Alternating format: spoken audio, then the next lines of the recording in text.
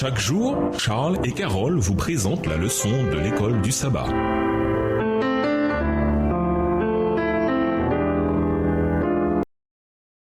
Bienvenue dans notre émission Dieu nous parle. Nous leçon de mardi. Accepter la victoire de Jésus. Comme le décrit la Bible, Jésus n'a jamais perdu de bataille contre Satan. Il est le puissant conquérant, le vainqueur des puissances du mal. C'est une chose de croire que Jésus a été victorieux des tentations de Satan. C'en est une autre de croire que la victoire de Christ est aussi notre victoire. Lisons Apocalypse 12, verset 10. Quel encouragement pouvez-vous tirer du fait que votre accusateur a été précipité? Apocalypse 12, verset 10. Et j'entendis dans le ciel une voix forte qui disait : Maintenant le salut est arrivé, et la puissance et le règne de notre Dieu et l'autorité de son Christ, car il a été précipité, l'accusateur de nos frères, celui qui les accusait devant notre Dieu jour et nuit. Bien que la bataille fasse toujours rage sur terre, Satan a déjà perdu. Point barre. Cela est vrai non seulement de la victoire ultime de Christ au point culminant de l'histoire humaine, mais aussi de notre combat contre les principautés et les puissances du mal dans nos vies personnelles. Certains chrétiens vivent dans une défaite frustrée. Ils espèrent la victoire sur une mauvaise habitude, mais ne saisissent jamais la réalité de la victoire de Christ pour eux dans leur vie personnelle. Lisons Apocalypse 12, verset 11. Quelle assurance de la victoire Christ nous donne-t-il dans ce passage ? Apocalypse 12, le verset 11. Ils l'ont vaincu à cause du sang de l'agneau et à cause de la parole de leur témoignage, et ils n'ont pas aimé leur vie jusqu'à craindre la mort. 7 fois dans les messages d'Apocalypse aux 7 églises, nous trouvons l'expression « celui qui vaincra ». Ici, dans Apocalypse 12, verset 11, nous retrouvons ce concept de vaincre. Le mot « vaincre » dans la langue originale du texte est « nikao ». On peut le traduire littéralement par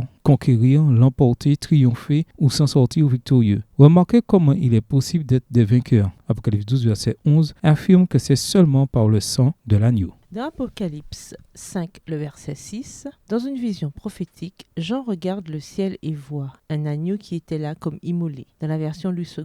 Le sacrifice de Christ est au centre de l'attention de tout le ciel. Il n'y a rien de plus sublime que la croix pour démontrer l'amour infini et insondable de Dieu. Lorsque nous acceptons par la foi ce que Christ a fait pour nous, notre dette est annulée et nous sommes parfaits aux yeux de Dieu. Nos péchés sont pardonnés. Colossiens 1, verset 14, Éphésiens 1, verset 7, Colossiens 2, verset 14. Et l'accusateur de nos frères a été précipité. Apocalypse 12, verset 10, version Louis II. Nous sommes rachetés, victorieux et sauvés, non pas grâce à nos propres mérites, mais grâce aux victoires de Christ en notre faveur. Au revoir. Et à demain si Dieu veut.